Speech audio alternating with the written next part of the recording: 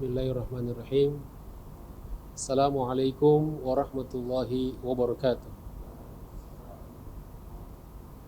Alhamdulillahirabbil alamin. Wassalatu wassalamu ala asyrafil anbiya'i wa afdhalil mursalin. Wa ala alihi wa sahbihi ajma'in. Subhanaka la ilma lana illa ma 'allamtana innaka antal alimul hakim. Allahumma 'allimna ma yanfa'una wanfa'na bima 'allamtana. Rabbana zidna ilman warzuqna fahma. Rabbi shrah li sadri wa yassir li amri wahlul 'uqdatam min lisani yafqahu qawli, amma ba'd. Ma'asyiral muslimin wal muslimat rahimakumullah. Para jamaah sekalian, wabil khusus para sesepuh jamaah masjid dan pengurus Masjid Nurul Iman di Sukabumi ini, dan juga Bapak Ibu yang menonton dimanapun Bapak Ibu berada. Alhamdulillah, puji syukur kita panjatkan kehadirat Allah Subhanahu wa taala. Kita dibangunkan kembali dari tidur kita. Sudah gugah semua ya.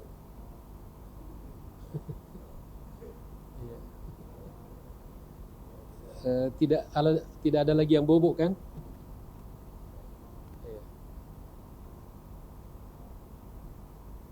Kita dibangunkan oleh Allah dari tidur yang merupakan mati kecil. Karena itulah doa bangun tidur, alhamdulillahilladzi ahyana ba'dama amatana wa ilaihin nusyur. Alhamdulillah pada saat ini kita masih diberikan kesehatan, kita masih diberikan kebahagiaan, diberikan ketenangan, dan yang terpenting adalah nikmat iman dan Islam. Ya, nikmat ini semualah yang akan kita pakai kemudian untuk beribadah dan mengabdi kepada Allah Subhanahu wa taala. Semoga salawat dan salam Allah senantiasa tercurahkan dan terlimpahkan atas junjungan Nabi kita, Nabi qudwah hasanah kita dalam segala hal kebaikan yang kita rindukan. Ingin kita bertemu dengan beliau di dunia dan di akhirat insyaallah. Tapi di dunia kita tidak bisa ketemu. Semoga kita bisa bertemu dengan beliau walau hanya dalam mimpi. Dan di akhirat kelak insyaallah kita dikumpulkan oleh Allah Subhanahu wa taala bersama beliau di Jannatul Firdaus. Amin amin ya rabbal alamin. Bapak Ibu yang dirahmati Allah Subhanahu wa taala, senang sekali bisa bersilaturahim pada kesempatan ini. Abdi pada jalan-jalan ke Sukabumi. Alhamdulillah. Jalan-jalan, mohon. Ini sebuah nikmat dari Allah Subhanahu wa taala bisa melakukan satu rihlah bersilaturahim dengan Bapak-bapak Ibu sekalian. Oleh karena itu, pada kesempatan ini tema kita berkaitan dengan rihlah, bepergian dan jalan-jalan. Jamaah sekalian yang dimuliakan dan dirahmati Allah Subhanahu wa taala, ketika seseorang bepergian ke suatu tempat atau melakukan satu perjalanan atau keluar rumahnya, maka bepergiannya itu ada dua kemungkinan. bisa bernilai ibadah, bisa juga tidak bernilai ibadah. Apa yang menentukan? Ya, sangat tergantung pada niatnya, tujuannya, motivasinya, nuansanya. Sehingga kalau kita keluar rumah, bisa kita pulang ke rumah kita kembali membawa pahala, bisa juga na'udzubillah min zalik, jangan sampai terjadi, justru kita membawa oleh-oleh kemaksiatan dan dosa. Nah, tentu pertanyaannya bagaimana agar rihlah bepergian kita, jalan-jalan kita, keluar rumah kita itu bisa bernilai pahala. Maka itulah yang akan kita bahas pada kesempatan ini, insyaallah. Mudah-mudahan bermanfaat bagi kita sadayana. Insyaallah. Maka rihlah atau jalan-jalan bisa bernilai pahala itu setidaknya pada 6 hal. Yang pertama, berangkat kita, keluar rumah kita akan bernilai ibadah, mendapatkan pahala dari Allah Subhanahu wa taala apabila dalam rangka untuk menelusuri sejarah umat manusia. Makanya kalau kita berangkat keluar rumah, niatkan dalam hati kita, oh ini saya ingin tahu sejarah. Ya, sejarah orang-orang dahulu. Karena dimanapun kita pergi selalu ada nilai sejarahnya. Sekarang kita di Sukabumi nih, apa sejarah Sukabumi? Sejarah tokoh-tokoh terkenal di Sukabumi, tokoh-tokoh ulama yang pernah membina Sukabumi ini. Ya, begitu juga sejarah yang lain. Dan sejarah itu penting dalam kehidupan kita. Kalau kita ibaratnya kalau berkendaraan, sejarah itu adalah kaca spion. Kaca spion. Kira-kira Bapak Ibu, kaca spion itu penting nggak kalau kita berkendara? Ya. Tapi pertanyaan kedua, spion itu selalu kita lihat apa sekali-sekali aja? Kalau kita lihat terus, apa yang terjadi? Tabrak. Ya. Nah, begitu juga sejarah dalam hidup kita. Kita perlu sekali-sekali melihat ke belakang. Untuk apa kita melihat spion ke belakang itu? Untuk kenyamanan dan keamanan kita ke depan. Jadi bukan untuk diratapi sejarah itu, tapi agar kita bisa lebih kuat lagi untuk menghadapi kehidupan di masa-masa yang akan datang. Agar apa-apa yang dulu terjadi yang buruk, jangan sampai kita ulangi. Hal-hal yang pernah dilakukan orang-orang dahulu yang baik, kita lanjutkan. Hal ini sebagaimana firman Allah Subhanahu wa taala di dalam Al-Qur'an, bisa dibuka nanti yang pegang mushaf Al-Qur'an di surat Ar-Rum ayat 40. A'udzubillahi minasyaitonirrajim. Qul siru fil ard. Katakanlah wahai Muhammad. Ini perintah dari Allah Subhanahu wa taala pada baginda Rasulullah sallallahu alaihi wasallam. Diperintahkan untuk siru fil ard. Diperintahkan untuk berjalan di muka bumi. Sekarang di Sukabumi. Ya, mungkin besok kita ke Sumedang. Ya, Bandung, Sumatera, ya, Sulawesi, bahkan Turki, Istanbul. Ini baju saya dapat kemarin hadiah dari anak saya dari Istanbul. Salah seorang anak saya kuliah di Istanbul, di Turki. Alhamdulillah. Mudah-mudahan kita semuanya, insyaallah sadayana yang hadir di tempat ini semuanya bisa selalu bepergian, insyaallah, dalam rangka ibadah kepada Allah Subhanahu wa ta'ala.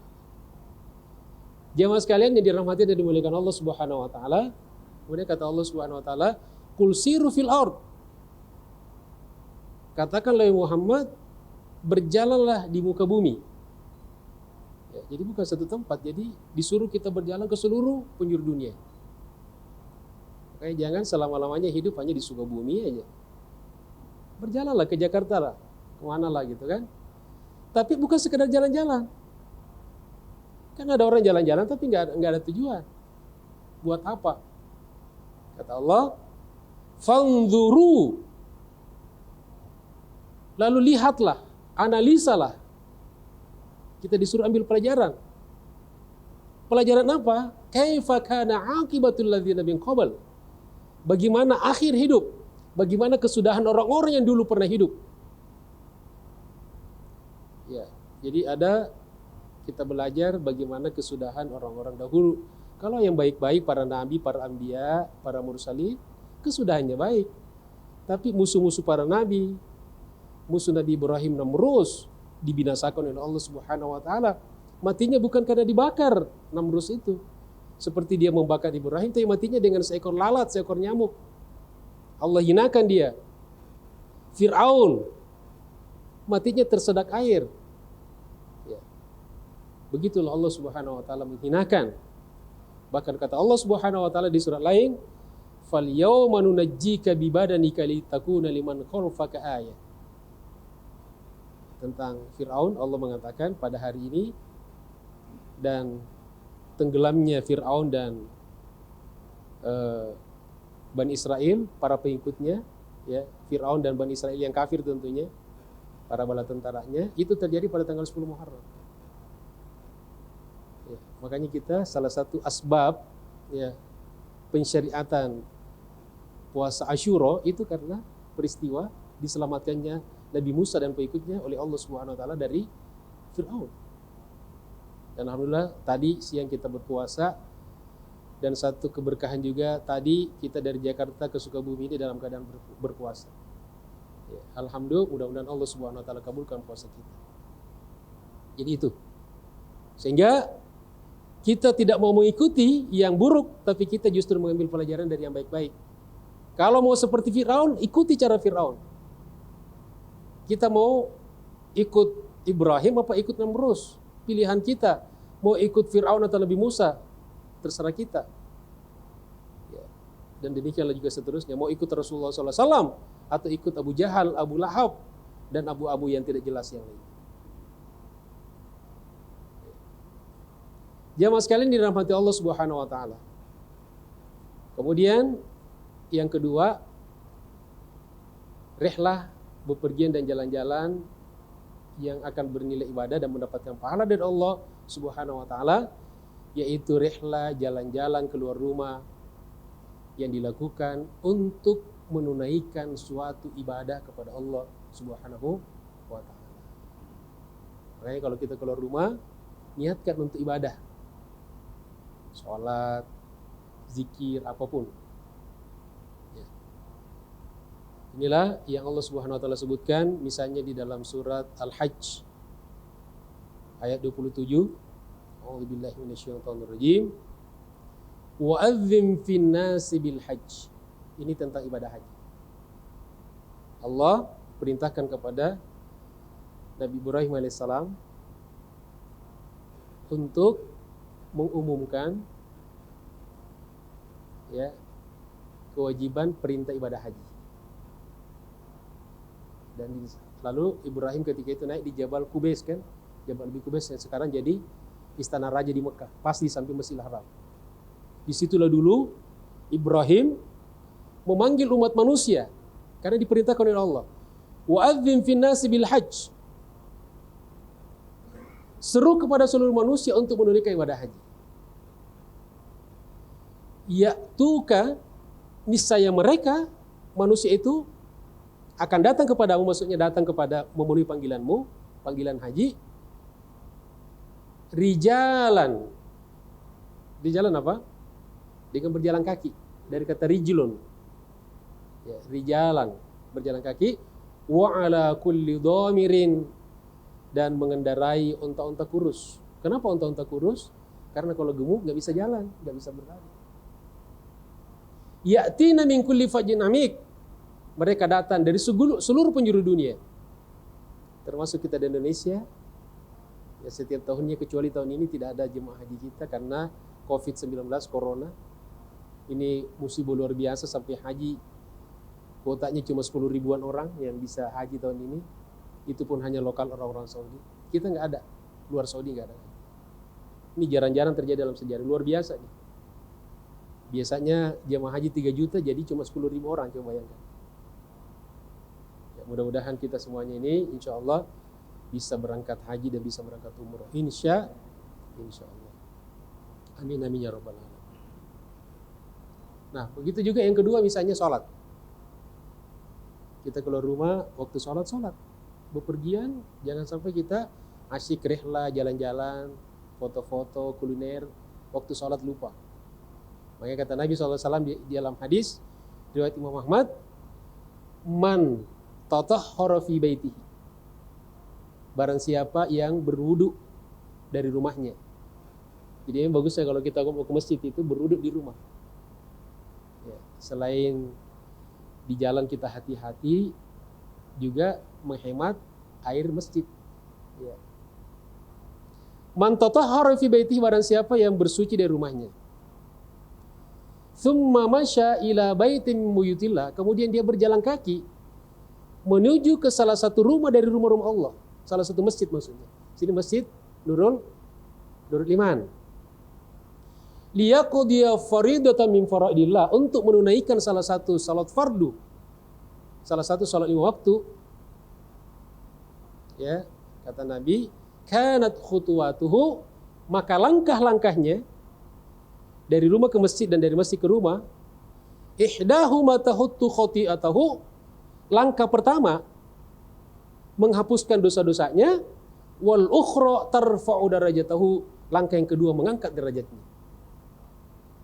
Bapak Ibu bisa menghitung berapa langkah dari rumah ke masjid?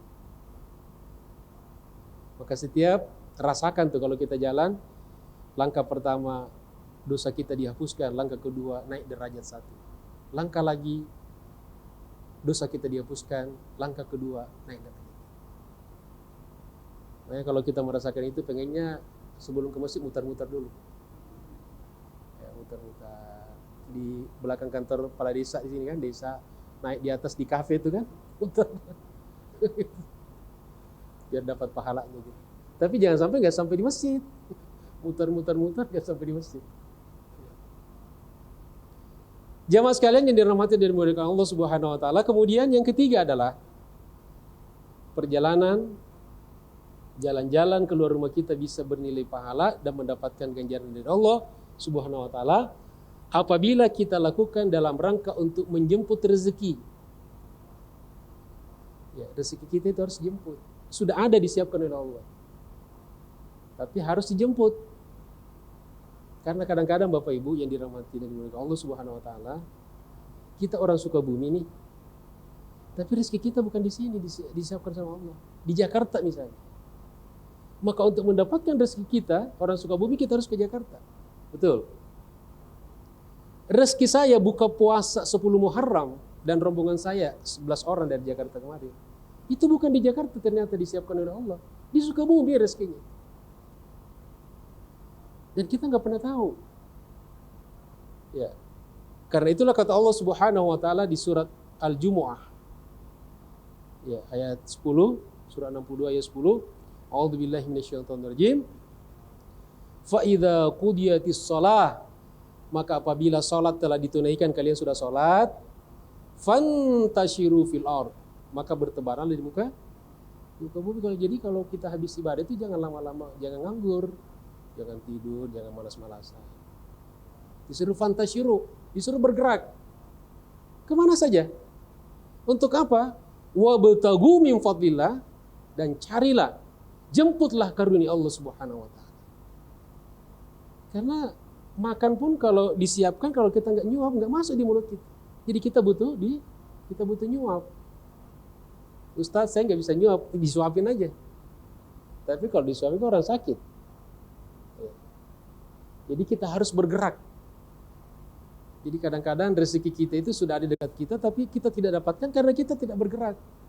Sama dengan jodoh, ada orang yang, kok jodoh saya susah Ustaz? Bukan jodohnya susah, Anda yang kurang bergerak, Anda yang kurang kreatif.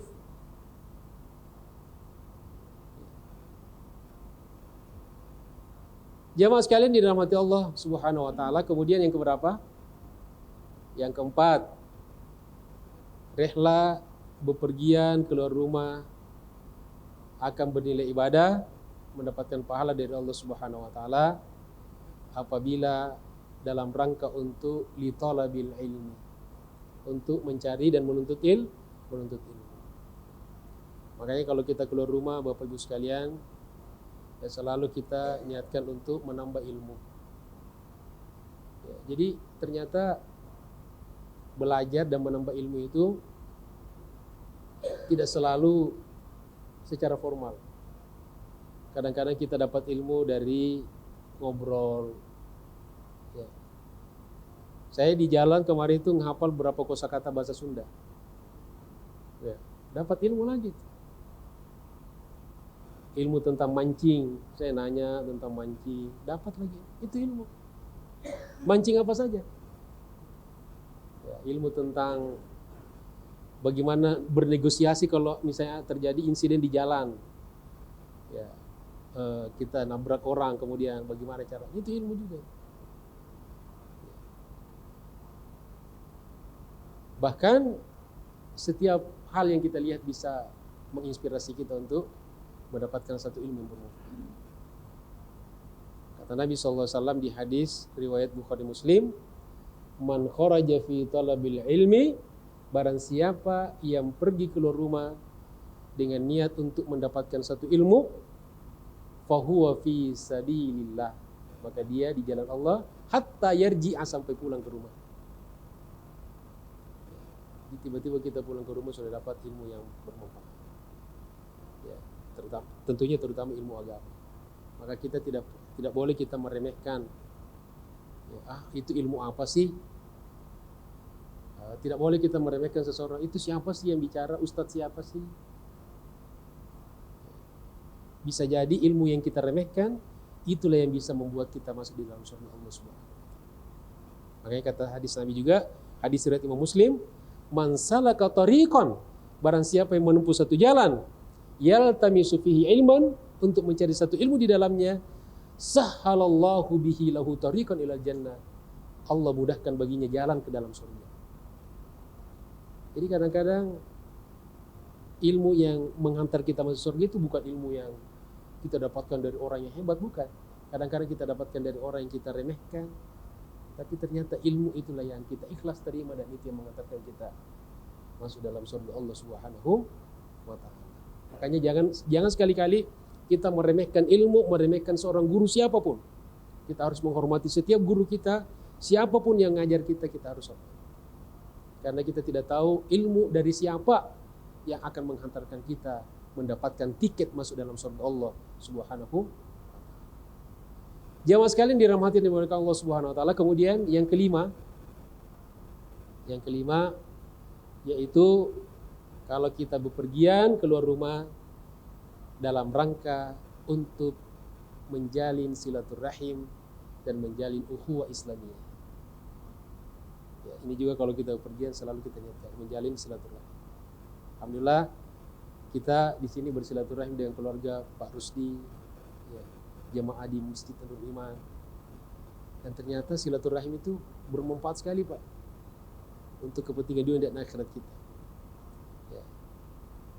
Suatu ketika Rasulullah SAW bertanya kepada sahabat. Kata Nabi, hal adullukum ala rajulin, hal adullukum ala rajuli min ahlil jannah? Kata Nabi, inginkah aku tunjukkan kepada kalian semua seseorang dari penghuni surga? Tentu sahabat pengen tahu, kan, penasaran. Qalu bala ya Rasulullah, tentu ya Rasulullah. Qala Rasulullah SAW, lalu Nabi menjawab, ar-rajul yazuru akhahu fi nahiyatil misr, yaitu seseorang yang berkunjung, bersilaturahim, menjalin ukhuwah dengan seseorang saudaranya di pojok desa, di pojok kampung. Sekarang kita di Sukabumi.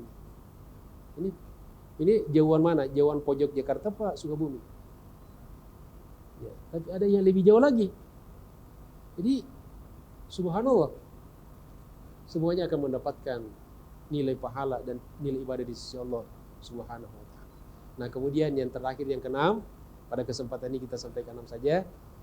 Keluar rumah kita, rehlah kita, jalan-jalan kita akan bernilai ibadah dan mendapatkan pahala dari Allah Subhanahu wa taala apabila kita pergi dalam rangka untuk memenuhi satu undangan.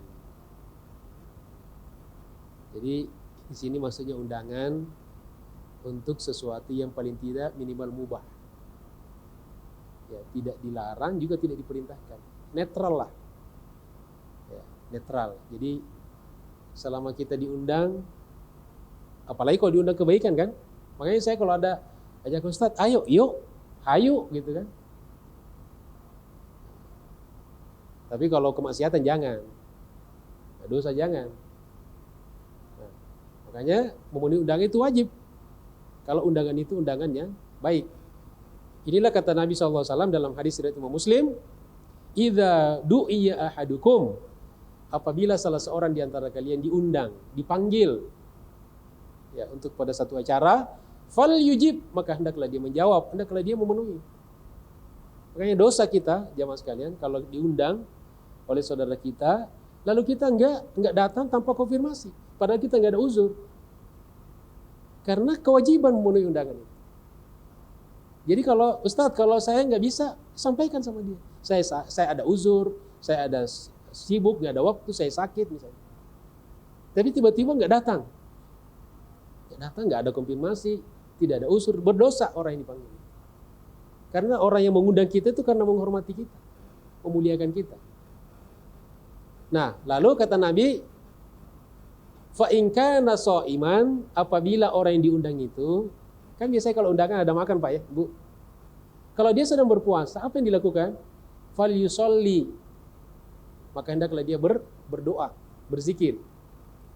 Wa in kana muftiran, tapi kalau enggak berpuasa, kalau dalam keadaan tidak berpuasa, maka apa yang dilakukan? Fal yat'am, makan. Jadi tidak boleh kalau kita menghadiri satu perjamuan, satu undangan, kenapa enggak makan? Saya enggak mau gitu kan. Enggak mau sedikit maksudnya, enggak mau sedikit. Iya.